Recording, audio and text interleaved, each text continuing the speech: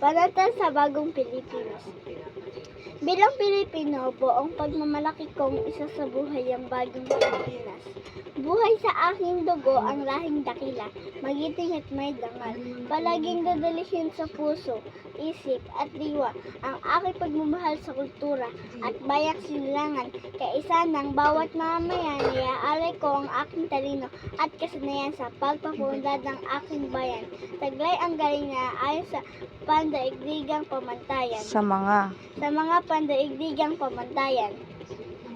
Makikiisa at magiging instrumento ako sa pagsulong ng kagalingan, karunungan at kapayapaan. Makikiisa at makikilahok ako sa mga adhikain ng pamahalaan. Dahil ang kaunlaran ay hindi lamang responsibilidad ng iilan. Susulong at pangangalagaan ko ang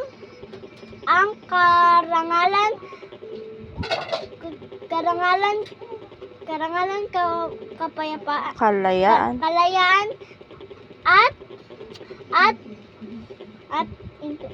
interes ng aking